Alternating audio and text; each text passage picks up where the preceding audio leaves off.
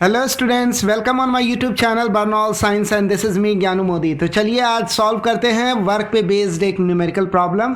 तो शुरू करते हैं आज का सफ़र। तो चलिए, क्वेश्चन है कि एक एक्सटर्नल फोर्स है 5 न्यूटन मैग्नीट्यूड का और यह एक ब्लॉक पे लग रहा है और ब्लॉक का मास 2 किलोग्राम है और ये ब्लॉक लेफ्ट से राइट की तरफ मूव कर रहा है। ठीक है, तो अब आगे कहा है कि कोफिशिएंट ऑफ फ्रिक्शन जो है इस ब्लॉक और इस ग्राउंड के बीच में वह कितना है, वह 0.1 है।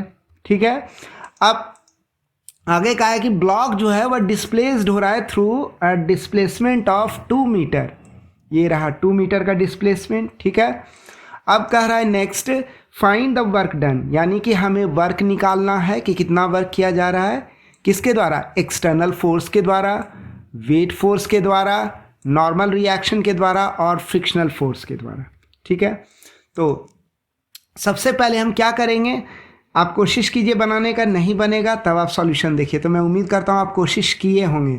तो सबसे पहले हम लोग जो है ये जो है फ्री बॉडी डायग्राम बनाएंगे इस ब्लॉक का। ठीक है, फ्री बॉडी डायग्राम मतलब वो इस ब्लॉक पे कौन कौन से फोर्सेस लग रहे हैं।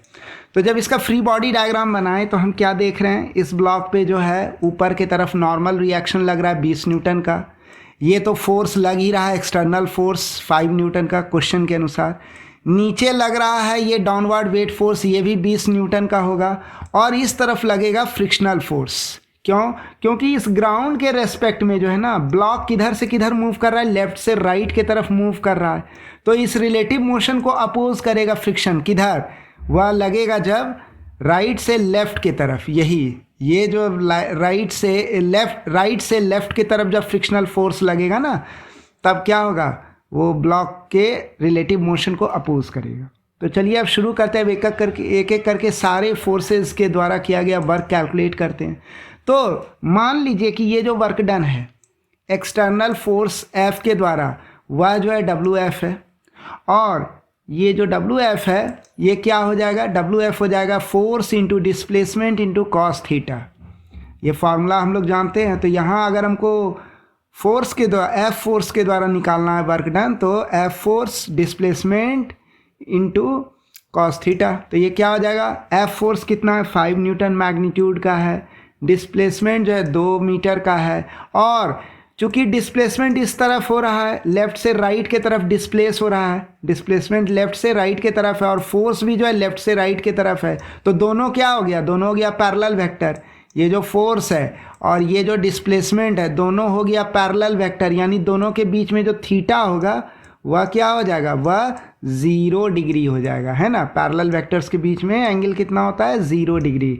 ठीक है, तो ये क्या हो गया, इसको हम ऐसे भी लिख सकते हैं, यानी ये क्या हो गया 5 इंटू 2 और कॉस 0 डिग्री क्या होता है, cos 0 degree that is equal to 1 होता है। तो ये क्या हो जाएगा, 10 जूल हो जाएगा। क्लियर है।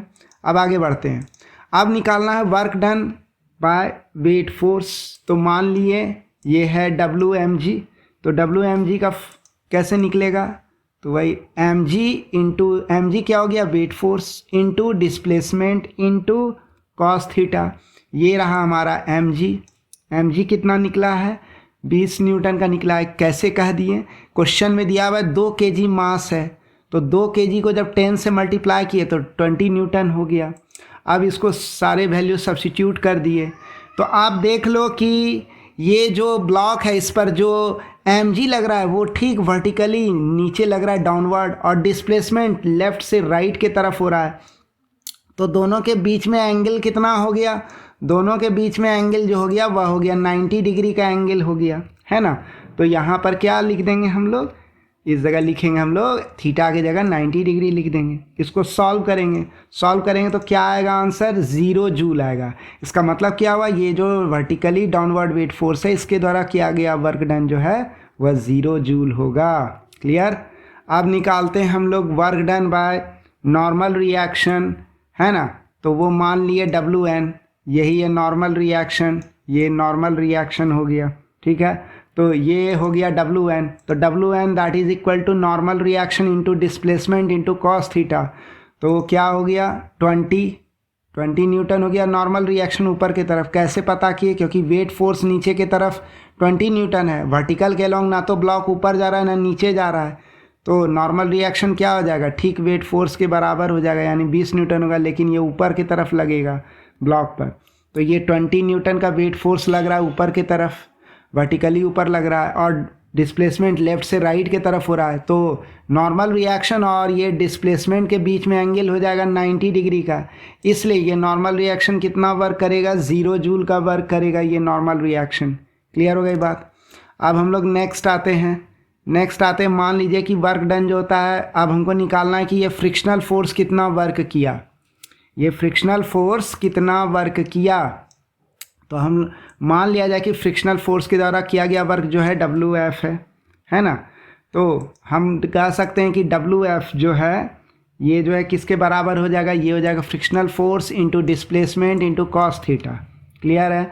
अब जो है फ्रिक्शनल फोर्स का वैल्यू कितना निकलेगा, म्यू इंटू एन। हम लोग जानते हैं इस फॉर्म कि frictional force is mu into N. Mu क्या हो गया, कोफिशिएंट ऑफ फ्रिक्शन, और एन क्या हो गया, normal reaction, D displacement, theta हो गया angle between frictional force and displacement. तो आप गौर से देखो एक चीज़, तो हम लोग जानते हैं क्वेश्चन में दिया हुआ म्यू 0.1, नॉर्मल रिएक्शन पता है हमें 20 न्यूटन है, डिस्प्लेसमेंट 2 मीटर है, कॉस 180 डिग्री। ऐसा क्यों बोले, क्योंकि देखो डिस्प्लेसमेंट हो रहा है इस तरफ, लेफ्ट से राइट के तरफ ये डी डिस्प्लेसमेंट हो रहा है, और ये जो फ्रिक्शनल फोर्स लग रहा है, ये फ्रिक्शनल फोर्स किधर लग रहा है, आप अगर गौर करो तो फ्रिक्शनल फोर्स जो है वह राइट से लेफ्ट की तरफ लग रहा है। डिस्प्लेसमेंट लेफ्ट से राइट के तरफ हो रहा है, और फ्रिक्शनल फोर्स जो है वह राइट से लेफ्ट के तरफ हो रहा है। तो दोनों वेक्टर के बीच में डिस्प्लेसमेंट और फ्रिक्शनल फोर्स, इधर हो गया फ्रिक्शनल फोर्स का डायरेक्शन, इधर हो गया डिस्प्लेसमेंट का डायरेक्शन, दोनों के बीच में कितना डिग्री का एंगल हो गया, 180 डिग्री का एंगल हो गया। इसलिए फ्रिक्शनल फोर्स के द्वारा जो किया गया वर्क है वह क्या हो जाएगा, कॉस 180 डिग्री दैट इज़ -1, यानी कि ये कितना हो जाएगा 4 इंटू -1 दैट इज़ -4 जूल। इतना वर्क करेगा कौन, फ्रिक्शनल फोर्स। तो क्लियर हो गया। तो एक करके जो है हम लोग वेट फोर्स के द्वारा कितना वर्क डन है वो निकाल लिए, एक्सटर्नल फोर्स अप्लाइड फोर्स के द्वारा वर्क डन निकाल लिए, नॉर्मल रिएक्शन के द्वारा वर्क डन निकाल लिया, और फ्रिक्शनल फोर्स के द्वारा किया गया वर्क डन निकाल लिए। एक बात ध्यान में रखिएगा कि ये जो वर्क डन होता है ना, ये जो वर्क निकालते हैं ना, ये हर एक फोर्स का अपना इंडिविजुअल है। देखिए डिस्प्लेसमेंट सभी फोर्सेस के लिए कॉमन है, लेकिन सभी फोर्सेस के द्वारा किया गया वर्क डन अलग अलग है ना। तो ये बात को हमेशा ध्यान में रखना है कि वर्क जो निकाला जाता है ना वो फोर्स स्पेसिफिक होता है ना। वो जरूरी नहीं है कि सभी फोर्सेस के द्वारा सेम डिस्प्लेसमेंट के लिए सेम वर्क होगा, है ना, अलग अलग वर्क होगा। क्लियर हो गई बात, ठीक है। कोई कन्फ्यूजन है तो आप कमेंट्स में लिखो, है ना। तो मुझे पूरी उम्मीद है कि आपको ये वीडियो अच्छा लगा होगा। अगर अच्छा लगा then please do like our video, और आप हमारे इस वीडियो को शेयर कीजिए। कुछ भी है प्रॉब्लम तो कमेंट कीजिए, अच्छा लगा बुरा लगा जैसा भी लगा then please drop your comments. और हमारे इस प्यारे से यूट्यूब चैनल बर्नॉल्ड साइंस को लाइक कीजिए, इसे सब्सक्राइब कीजिए, और बस खुश रहिए, हंसते रहिए, मुस्कुराते रहिए। मिलते हैं आपसे फिर हम नेक्स्ट वीडियो में। Thanks for watching the video.